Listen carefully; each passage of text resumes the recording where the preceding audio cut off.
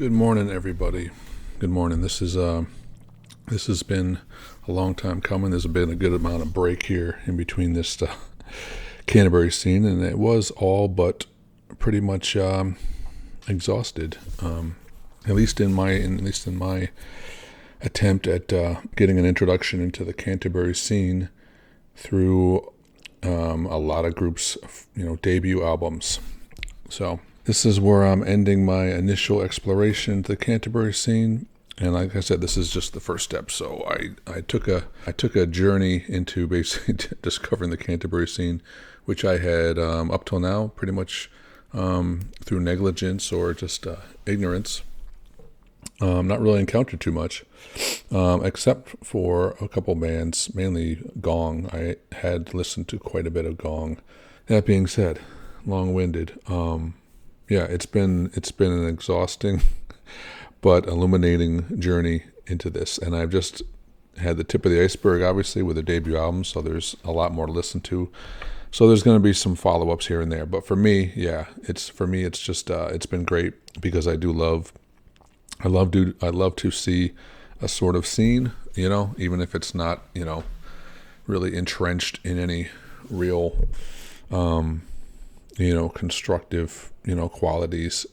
We'd like to label things, obviously, in all things, and in music is no exception. So, I love a lot of styles of music, and a lot of fusion-y types of music, a lot of hybrid music. So these groups here were, really cool to listen to, just seeing this kind of really divergent thing where they really went a little even further into a lot of different styles and experimentation than even a lot of what we think of as like prog rock, stuff like that. So in this sense, these guys were even a little bit more on the edge and in their own sort of compositional worlds. So anyway, without further ado though, this is going to wrap it up in the National Health for now, for me. And I picked a couple songs, and obviously I will go listen to the rest of the album once I'm done with these two. And once I do the final roundup, I will have to listen to this full album before I complete that. Let's just start with the players. So obviously this is the last album that I'm going to do, recorded in 1977, released February 1978. And as some say, one of the last representatives of the artistically prolific Canterbury scene. Obviously, they'll go into the 80s and stuff like that with new groups, some of these same members. But anyway, we had electric guitar, Phil Miller, who I believe we've seen before. Dave Stewart on acoustic piano, electric piano, clavinet, different organs and such. Pip Pyle on drums, glockenspiel, pixophone, gong, cowbell, all the percussion, finger cymbals, shakers, bells, and Neil Murray on the fretless bass guitar. And then additionally on some tracks are Alan Gowan on acoustic piano, electric piano, Moog, Jimmy Hastings on flute, clarinet, bass clarinet, John Mitchell on percussion, and Amanda Parsons on some vocal tracks throughout. So on these particular ones, we'll see what we have, who's the members, who's playing on what. But what are we going to start off with? I don't know. I picked a couple songs. I think, you guys obviously I'll have to listen to the full album. But I'm going to pick these. Tenemos Roads has this Phil Miller, as we said. Dave Stewart on organ. Pip Pyle on gong. Neil Murray on the fretless bass.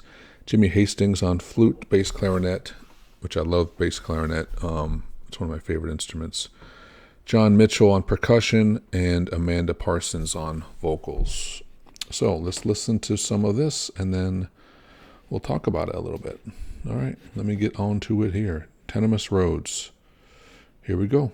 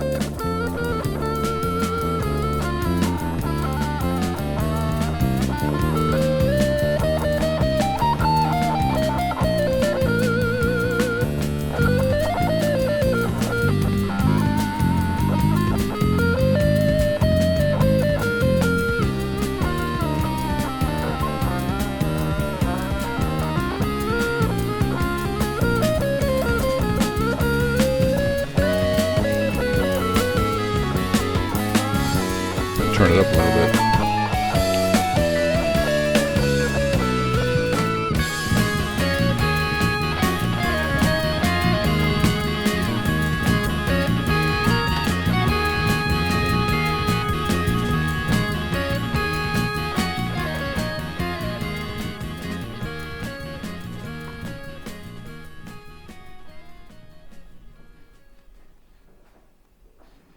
And it looks like this one was written by Dave Stewart. Just looking at some of the liner notes. Just pause there for a second. So yeah, and obviously this is one of the things that sort of gets past me the most, is who's playing on each specific track and what are they playing on each specific track. Sometimes I've gotten some records that this was just these guys and I didn't have Alan Gowan on track 1, but this is track 1. So anyway, I don't know, but Alan Gowan was definitely on that track, yeah, with the electric piano and Moog synthesizer. I was doing all those lines because it wasn't anything else. I was like, that's not flute, that's not clarinet. So I was like, that's not guitar. But anyway, so I believe this one does have pretty much all of them on this first track. And so far, yeah, I got to listen to that again, honestly. I need to hear that solo, because I was trying to just like sort of decipher some stuff that was going on in there. But yeah, I loved that solo. I loved Alan Gowan's, and yeah, I've heard him before. We heard him with I can't remember which group was. I think it was Gilgamesh. I'm pretty sure. Yeah, it was Gilgamesh, and we also heard Neil Murray was on Gilgamesh playing bass.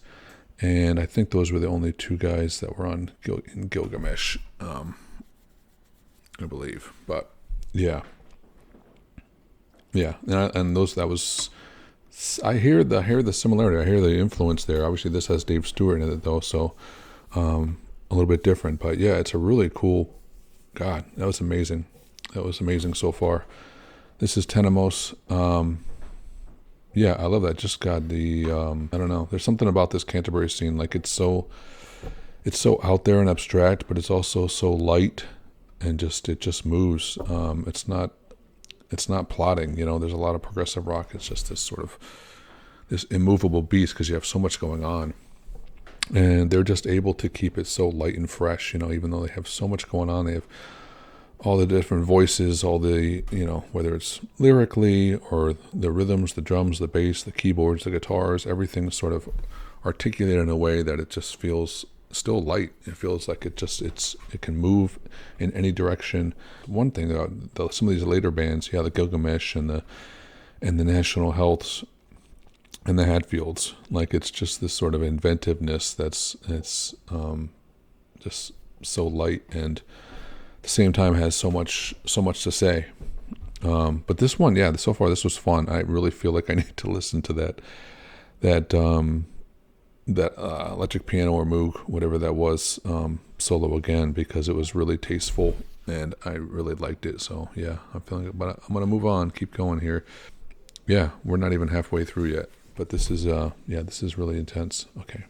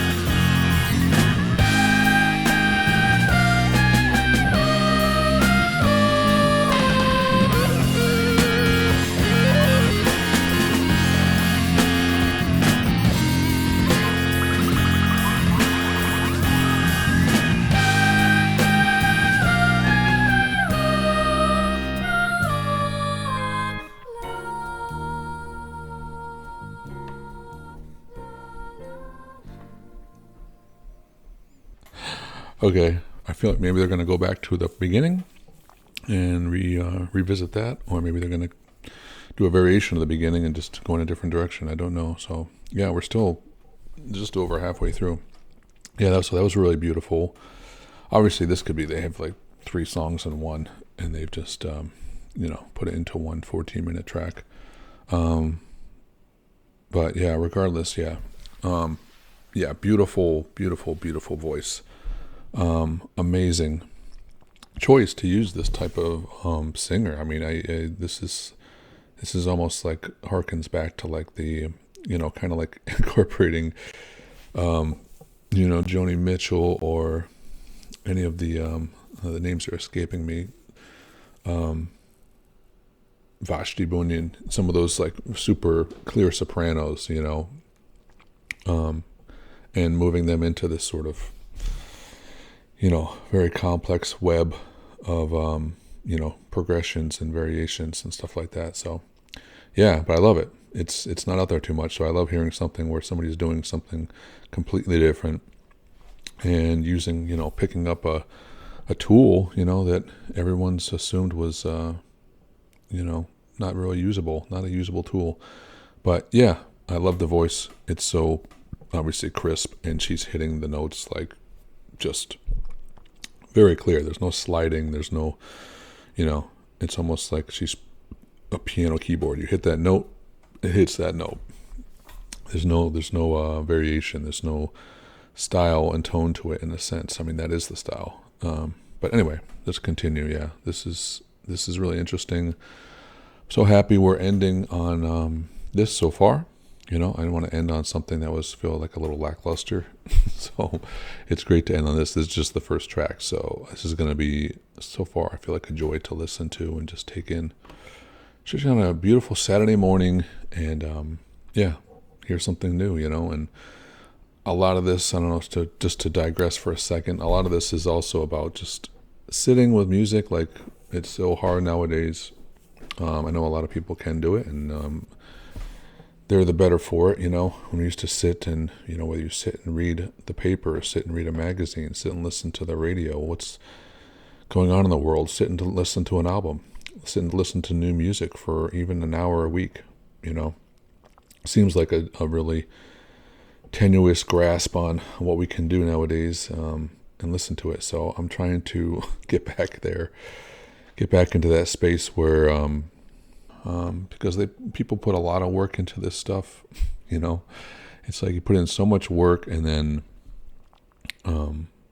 what's the life of it after that? It can just be, it gets put on a shelf, gathers dust, never to be seen again, which is an insane thought, a pretty harsh thought anyway. But let's go back. Let's get back. We're doing it, and you're doing it. So here we go. What's next? God,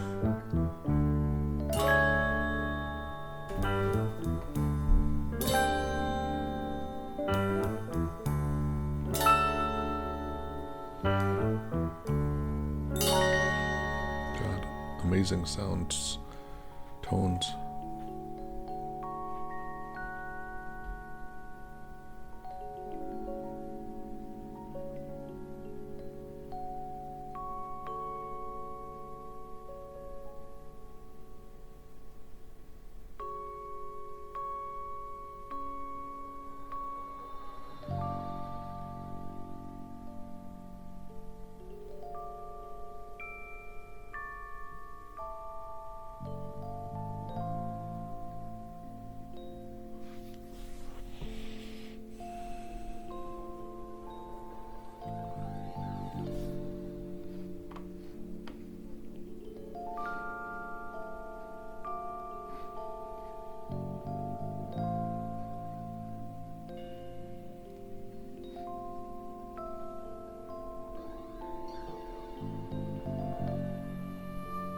Well, there's the flute.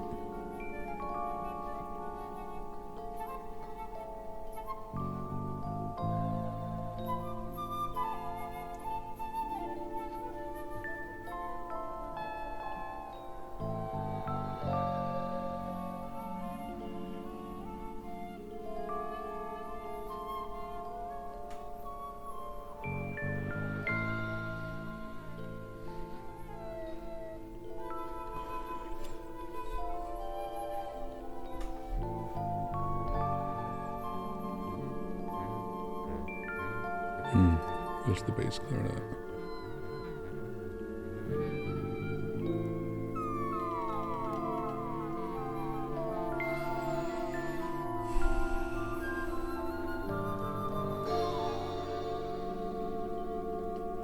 Oh wow, what's the organ?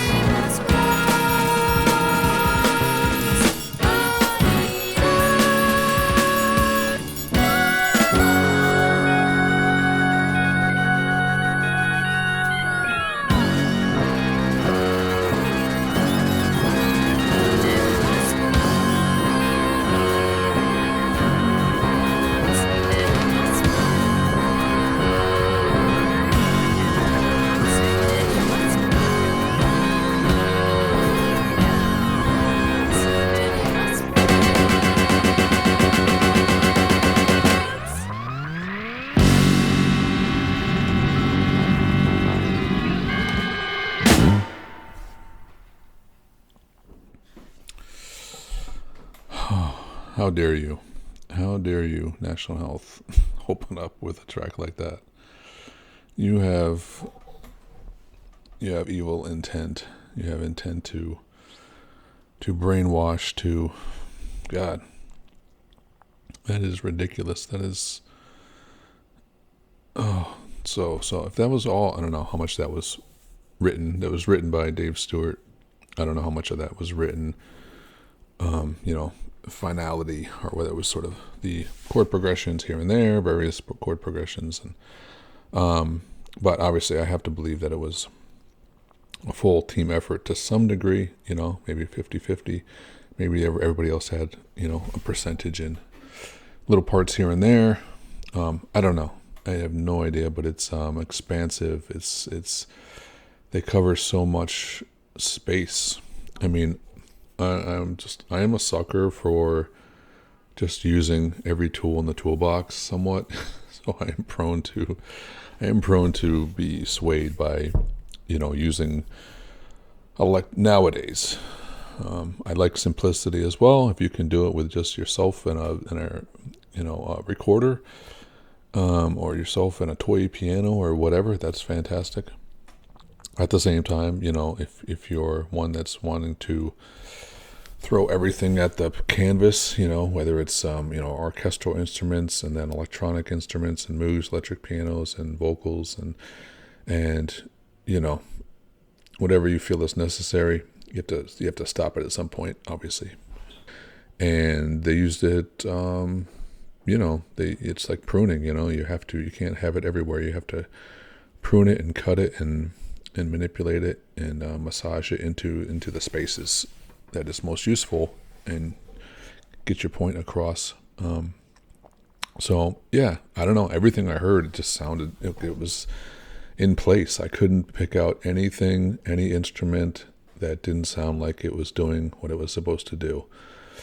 Honestly, there was nothing in there that I heard that I didn't want to hear. It was just, it wasn't like feel good, like, wow, that riff just blows me away, or, whether it's King Crimson or, a B.B. King or whatever. It wasn't like, wow, I'm feeling like it was a different experience. It was more of a sort of, mixture of, rock, fusion, classical. It was just pieced a sound being absorbed in the sort of soundscape and the landscape of what they were putting in front of you. But it was very inspirational nonetheless. It wasn't necessarily in just like the playing. I found some guy was just speaking in tongues on his instrument or more like that. But still, it was just fantastic and flawless. I didn't hear anything that I didn't want to hear. It was just, it's going to be exciting to listen to it again and sort of feel like it's a little bit, more trodden, and I can recognize a few things. I barely recognized the ending. They revisited and, some of the chord progressions and the lines from the beginning or the second movement. I can't remember. So yeah, other than that, I have no idea how much they redid any of the chord progressions. I wasn't really, obviously trying to pick it apart like that in the moment, but if it's something that was recognizable, I probably would have picked it up. But I had really just that couple parts where I was like, they could be doing that. There was one part they definitely revisited right near the end, but they obviously went a different direction. So yeah, that was amazing. That was amazing. And it sucks because I'm about to do a roundup of the full Canterbury scene and pick my favorites. And now this one is probably going to have to be on that list of the favorites because it's the one I'm just listening to, sure, but I can still hear the ones, I still know the ones that I've listened to that I know I will listen to more, and I feel like just had the most impact. And just because of this song, I feel like they're going to be in one of my favorites already. But we're going to listen to one more, but let's just get into a little bit. So just to revisit who's playing and what and who they were with. So this was Tenemos Rhodes. This had everybody, I believe. Yeah, Phil Miller. He sounded great. I liked it actually because he wasn't in there a ton. Like it wasn't a really guitar heavy song overall. But he did have some nice, I like the sort of clean finger picking he had near the end there. That was nice. And he had a little bit of dirty solo in there. That's the extent of what I sort of picked him out of it. Dave Stewart, yeah, where Dave Stewart started and where Alan Gowan, was kind of hard to tell. Alan Gowan, I definitely can hear his personality and his tones on this. So I'm not sure where Dave Stewart was, other than I heard some organ and which parts he were on electric piano or which parts Alan was on electric piano. So I don't know. I know Alan Gowan's style a little bit just from listening to him in Gilgamesh. I think it's a little bit more modern maybe. But yeah, Dave Stewart, I don't have in my head yet to be able to recognize him for sure, even though he's been in a ton. Yeah, Jimmy Hastings, heard him a little bit. I really liked it. It was kind of low in the mix and the flute and the bass clarinet. It's hard to say. Yeah, John Mitchell, percussion. It's all over the place. I have no idea where him and Pip Pyle. I love Pip Pyle's drums on this. Yeah, it was amazing. I don't know. I didn't hear the gong. I didn't hear I don't know where the cowbell, the pixophone, all those instruments. And Amanda Parsons. Yeah, fantastic. I'm gonna have to listen to her for sure. But I love her in this. Everything's placed just fantastic. Everything. So Dave Stewart played in Uriel, Egg, Con, Hatfield in the North, National Health, as we're listening to. Phil Miller was in Delivery, Matching Mole, Hatfield in the North as well, and this group. So Phil Miller and Pip Pyle and Dave Stewart were all also in Hatfield in the North during their debut a few years earlier. This is a mixture of one band, multiple bands, past bands, but all had been together in Hatfield in the North. And then you had Neil Murray, who was in Gilgamesh with Alan Gowan. So it looks like it's a mix of Hatfield in the North and Gilgamesh kind of come together, which is interesting. So cool, It's so cool that we get to, you listen to music. You're always like, oh, what if so-and-so were playing with this band? What if you took, this singer and put them with this band, or these players? It'd be so interesting to hear, what their sound would be. And we get to hear, because there's so many same players, we get to hear all these influences, and it's just, it's hard to pick it apart, but it's like, yeah, so you got Hatfield in the North, 3 of those guys, drums, piano, and who was the third? Guitar, Hatfield in the North, and you got the bass and keyboards from Gilgamesh, and then you got also Amanda Parsons and Jimmy Hastings were also involved with Hatfield in the North. So it's a lot of Hatfield in the North. Kind of heavy on that side, but also thrown in a dash of, you can't rule out the bass and keyboards influence in a group. So Neil Murray and Alan Gowan from Gilgamesh jumping into this mix. So it's, so far, so cool. But yeah, let's go on. We're going to go on to one more tune. Sadly, one more song before I get to listen to the rest of it. This version strove towards a more stretched out, freer approach. As Phil Miller remembers it, basically we did less writing and more playing. Indeed, this version of National Health did more gigging than any other lineup of the band. However, it never released any studio or live recordings. Alan Gowan died of leukemia in May 1981, so a few years later. The band was named after Stewart's National Health spectacles. Bill Bruford, previously of Yes and King Crimson, was the initial drummer, but soon replaced by Pip Pyle. And Campbell was replaced by and then John Greaves. Which Campbell? I forget. Campbell. I don't know which Campbell was in. Anyway, Alan Gowan left the group before its first album, although he appeared on it as a guest musician, but returned for their final tours, replacing Dave Stewart, who resigned after their second album. Yeah, they move around. That's crazy. Alan Gowan left the group before it was even released. He was on the guest on this. So how much of this was Alan Gowan? How much of this was Dave Stewart? Amanda Parsons sang with the group in its original lineup, but also appeared on the first album only as a guest. The group never had another full-time vocalist, although Richard Sinclair appeared a few times as a guest vocalist, and Greaves sang on one track on the second album, occasionally in concerts. Guitarist Phil Miller was National Health's only constant member. Yeah, so I'm going to have to listen to There were some live. What does it say though? It says, indeed, this version of National Health did more gigging than any other lineup of the band. However, it never released any studio or live recordings. I don't understand that. I don't know which one they're talking about. This is a studio recording. So, yeah, I'm going to have to check out some of this live stuff after I listen to the full album. Because, yeah, these guys live, I'm just really curious. Anyway, before I say too much, let's just go on and listen to the next one more track so I can get a real feel for this. How far are they going? And how much was Dave Stewart? How much was Alan Gowan? I can't pick them apart. Anyway, we're going to do the next track. We're going to do Brujo. Or is it Brujos? Brujo. And this one was written by Alan Gowan. I'm assuming it has all the same guys: Dave Stewart, Phil Miller, Neil Murray, Pip Pyle, with John Mitchell, Alan Gowan, Amanda Parsons. We'll see what we hear. But yeah, let's listen to Brujo. And here we go. Oh, definitely.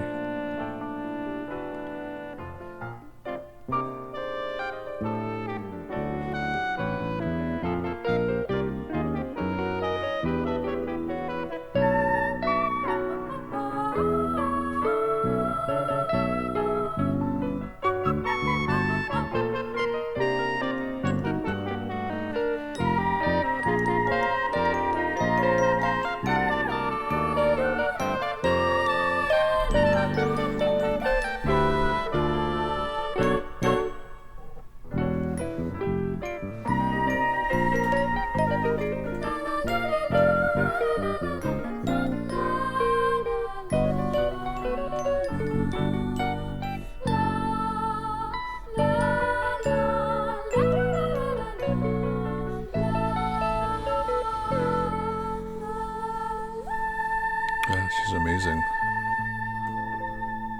And the guitar accompaniment was nice.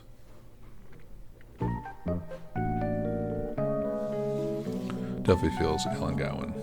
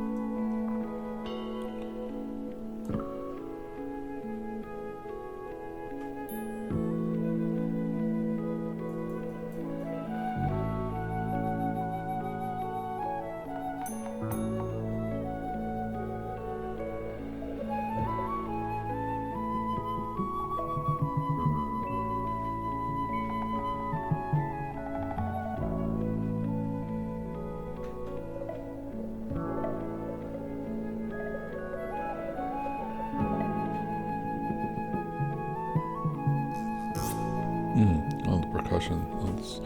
That loaded bass drum. You can feel it right behind your ear.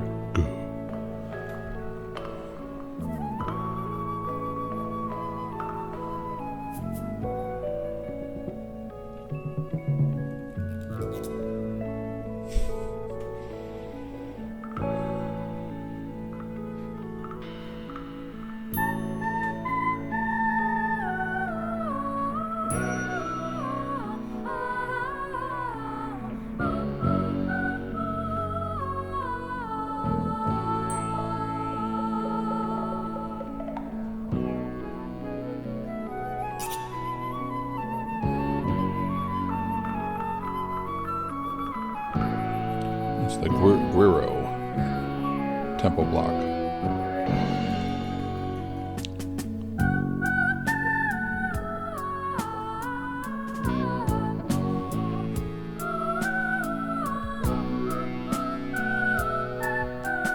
Also has bells, shakers, and finger cymbals.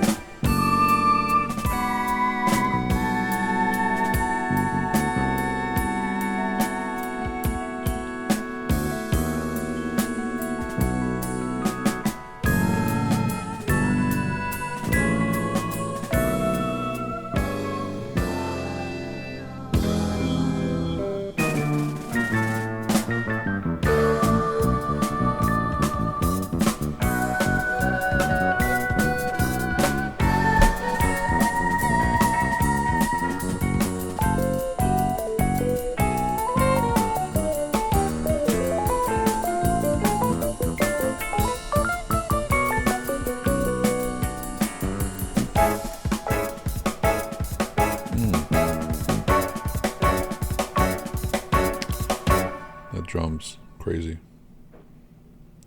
So tasty.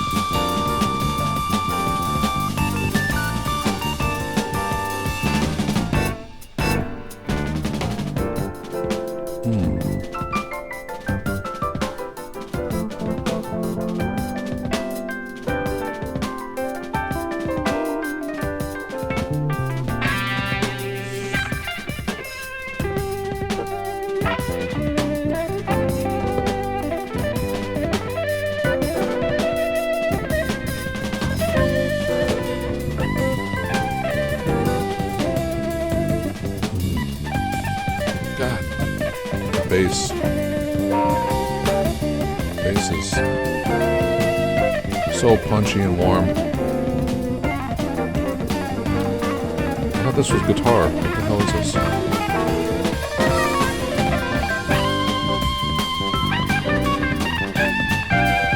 That's keyboard. That bass to it. That bass.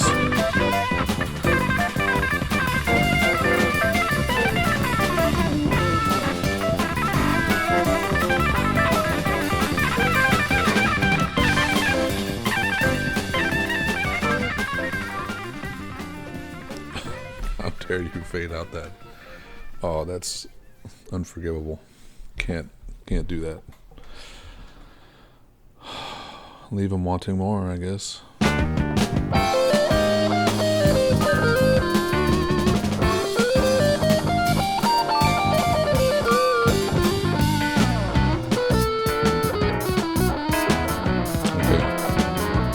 That is guitar.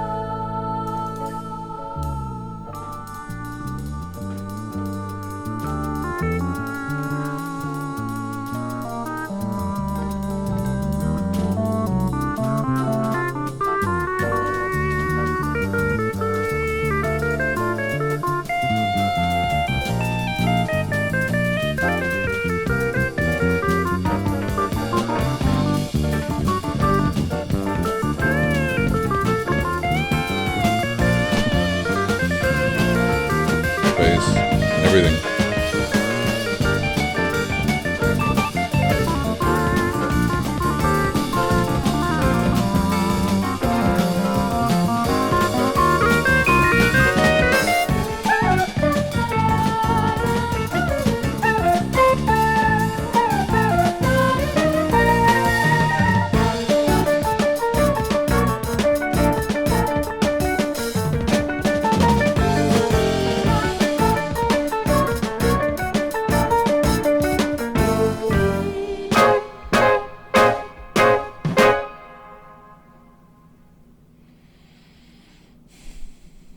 What's that? What are you doing? Tenemos Road, you're going to do that? And then you're going to give me Brujo? What is going on? Oh my God. I'm just exhausted. I'm exhausted. That was just so intense and beautiful. Those guys, yeah, more playing, less writing. I guess that made the difference because I mean, writing, it sounds like it's heavy written, heavy, like it's a jigsaw puzzle of 100 different musical ideas, all pieced together, so exotically, but they definitely played it. They said they played it because it's so transferable, It's not like a composition. Sometimes it's so arranged and it's everything's formulated, everything's put in place, and it just doesn't come across the same way. It's something that's played through and really just like almost, blindfolded in your bones. It's just sort of everything comes across. So if that's what made the difference for them, then they succeeded, because this feels so compositional, so creative, but it's so played through. It's just impeccable. I was trying to think like who did anything like this. I'm trying to think. It's like Weather Report. This is for sure on the level of anybody else I can think of. Some groups, I don't care what type of music it is. In the Canterbury scene, whether it's like whatever you think of as the most creative, compositional, prog group, but still comes across as played, as musically, exciting and can hit you, face first. No, I don't hear anybody doing that. There's nobody I can think of that did anything as good, I mean, there's certainly stuff, it's all different. Everything's on similar levels. It's, Weather Report or, Mahavishnu Orchestra and honestly, I'm listening to this, I'm just like, this is it. These guys this whole Canterbury scene has come to fruition, and it's gonna be in my best of for sure, because so far, like, these guys are just flawless. I can't hear anything. The bass on this one, freaking Neil Murray. I don't know if you watch Kids in the Hall. Neil Murray from Gilgamesh National Health, Alan Gowan, and Pit Pile. Neil Murray on this sounds so good. I mean, just hearing that the stuff, that SH, the stuff he's doing is just so warm and punchy. I love his tone, fretless. He's doing fretless, really. So, yeah, Neil Murray, crazy. I mean, even in the middle of the solos, I'm hearing Neil Murray. I can't help it. I'm like, Neil Murray's just going off. And Pit Pile is just doing everything so tasty. This one's, more upbeat. So, they're just going off. It feels like into the jazz fusion world, for sure. Alan Gowan, I can't, Pit Pile, Neil Murray. When the vocals come back in, I'm like, yes, thank you. I wasn't missing it, but now I do. I want it.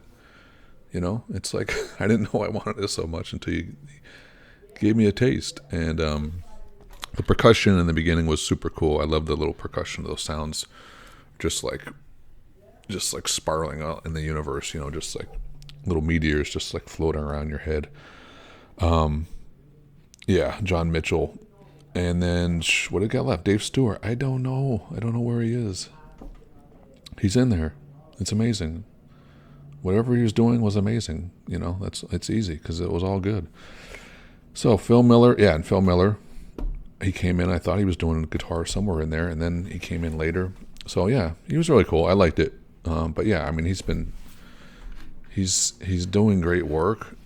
But it's in where he is. I can't pick it out in the whole myriad of sounds. But it's whatever. He's doing great. But drums, bass, Alan Gowan, just impeccable. Just so enjoyable to listen to, these guys. so far. I mean, I don't know. I got to go re-listen to some of the other groups that I had put in the best of, because these guys might be the best that I've heard. Out of all the Canterbury groups, this stuff might be the best I've heard. But it's going to be on a different level. I can still save room for, some of the other guys, because it's a little different styles. So, thankfully. Anyway, yeah, I don't know. What else? National Health. This is 1978. I don't know what else they had. They had maybe another. If this is the only iteration of these members on this album, I'm going to have to find some more stuff. I got to listen to this album first.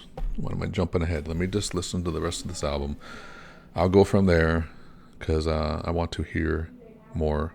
So if you guys have any requests, related to this album, other projects, stuff they went on to do, other albums, please let me know. I will find it in my own way, but if you give it to me, save me some time, please. So again, I didn't do a ton of research. I know the guys, I know the other groups they played in. Like they said, this is mostly Hatfield of the North and Gilgamesh, but they obviously, the guys played with other groups going back to the early 70s, Egg and Delivery and Khan and Gong and Gilgamesh and Hatfield of the North. So, they've been doing it. They've been doing it for a long time. But this, I just can't say enough about this group. I don't even know what else to say. I'm going to have to listen to the rest of the album. But upcoming, I appreciate you all being here. Upcoming, I'm going to do, the final roundup on the Canterbury scene, all the debut albums that I did. I'm going to do, do a best of, some honorable mentions, and then play some portions or the whole songs of some of the other tunes on the album that I went on to listen to and then found them to be, inspirational to me, or stood out in some way. So I did a couple initial tracks. I'm going to jump on and do and then showcase a couple others from that full spectrum. So anyway, I appreciate you guys have been here. It's been a while. I'm so happy to finally finish up this Canterbury scene. At least I can put it and say I did my due diligence in starting off. I listened to 21 albums by 21 different groups from 1963 to 1978. To end it with this stuff so far is just, I'm so excited about it. Anyway, I don't know. I could go forever and talk about this, but we're going to do it on the roundup, and we'll go from there. So I appreciate you guys being here. I hope you enjoyed it. Have a great morning wherever you are, whenever you listen to it, and enjoy your day, and find something special to listen to. All right. Take care. Bye-bye.